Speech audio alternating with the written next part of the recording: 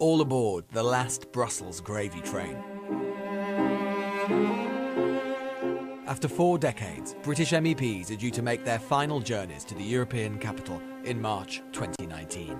I'll miss the High Theatre and the fact that for the last 10 years I've had a front row seat. Leaving it, I think, is a tragedy. I will miss the people who work in the kitchens, the security, the drivers, those who help me as an MEP. But over the Moule Marinière and the Malbec, the Brexit blather isn't confined to the thorny knots of borders, courts and trade. It's about what they might do with their lives and what they've lost. In the UK, MPs are loathed. In this city, they're treated like celebrities. I mean, it's a great lifestyle. And for a lot of people, they'll miss that hugely. I'll be 51, I'll be unemployed. It was the unemployment that I voted for and campaigned for. I will have to be, like everybody else, looking for a job. But perhaps Mr. Wolf need not despair, because even for the outcast children, the European parent is generous. Sky News has learned that British MEPs will receive transition payments when they leave Parliament, a maximum of 2 years of salary dependent on their length of service.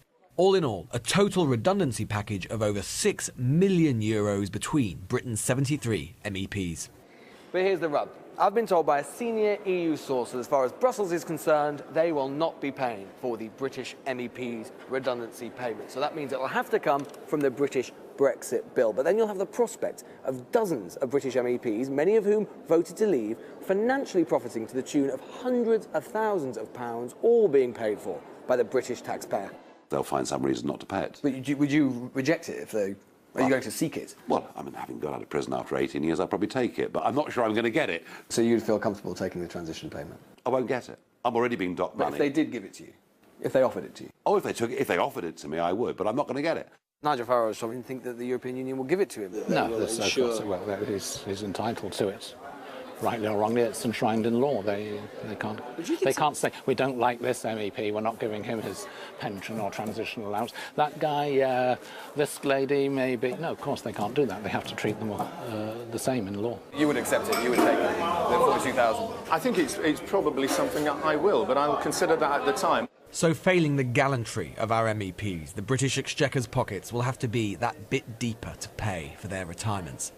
Or will they? Because the chatter here isn't just about leaving, but also about how long they might yet stay on. And arguments now being made are, well, if there is a transition, there needs to be an MEP voice from Britain here during that period, and they could be non-voting, they could be, you know, extra members of the European Parliament, honorary members of the European Parliament, with salaries, but without voting rights. This idea is gaining traction, whispered more loudly every week in the corridors of Brussels by Leavers and Remainers too. Remember, the 2-year deadline runs in the event of there not being an agreement. If there is a divorce agreement, the agreement sets the date of departure.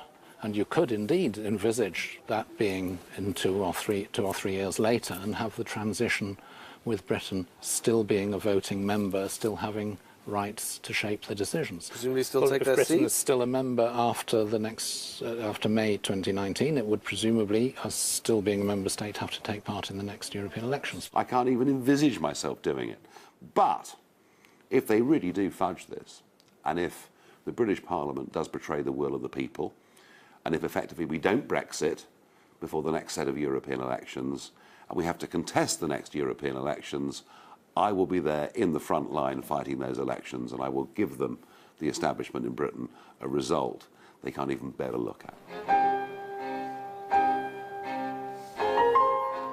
Britain's relationship with this city is built on contradiction and irony, and there are few greater than the idea of millions of pounds from a Brexit bill being spent on the redundancies of Leave MEPs who claim that that same bill isn't necessary, or those same people licking their lips at fighting one more European election.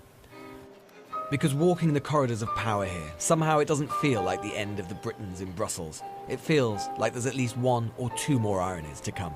Lewis Goodall, Sky News, Brussels.